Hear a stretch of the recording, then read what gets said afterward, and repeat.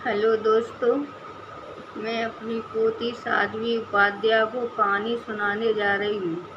आप भी सुनना, अच्छी लगे तो लाइक भी करना। साध्वी उपाध्याय कहानी सुनो। एक गांव में सास बहू दो रहती थी। सास बोली, बहू मैं मायके जा रही हूँ। बहू ने बोला, अच्छा ठीक है, चले जाओ। बहू, हमारे भगवान की पूजा अच्छी तरह करना, भूखे न रह जाएं। बहू बोली, अच्छा माँ जी, करूँगी। सास चली गई। बहू को बहुत सारा काम था। बहू ने अच्छे नहा धो के खाना बनाया। खाना बना के भगवान से बोले, ठाकुर जी आ जाओ, रसोई में खाना बन चुका है, थाली परसी रखी, आप खा लो। ठाकुर जी आए, बैठ गए आसन पर, खाना खा लिया। रोज बहू ऐसा ही करती।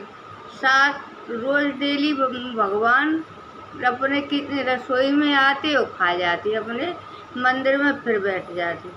सास मायके से लौटी, आई सास मायके से, बहू से पूछी, बहू हमारे भगवान भूखे तो नहीं रखे? बोली, नहीं माँ जी, भूखे नहीं रखे, मगर आपकी तरह पूजा नहीं करी। तो ठाकुर जी भोजन बनते तो कह रहे थे, ठाकुर जी महाराज खाना बन गया, नहाया हो, तो वो नहा लेते बाथरूम में। ठाकुर जी महाराज थाली परोसती तो वो आके आसन पे बिछा देती, आसन पे बैठ के खा लेते हो। सास बोली, अरे पागल, बूढ़ी हो गई, पूजा करते करते, सेवा बर्दाश्त करते करते, कभी ठाकुर जी खाते हैं? कभी वो तो वासना के भूखे हैं, वो तो भोग लेते हैं। कि माँ जी पता नहीं हमको, हमारे यहाँ तो आते और खा लेते। तो मैं नहीं मानती ऐसे, मेरे सामने भगवान को खिला, मैं देखूंगी जब मानूंगी। ठीक है। दूसरे दिन उसने खाना बनाया।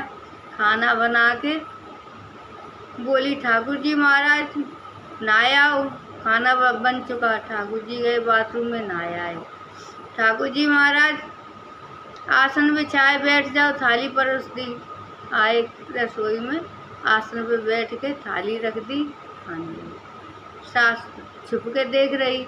सास आई, आगे पैर पकड़ लगी, प्रभु बूढ़ी हो गई, पूजा करते करते कभी दर्शन नहीं दिए इसने, कभी नहा के भी नहीं खाना खाया है, फिर भी इसके हाथ की भोजन पा रहे हो।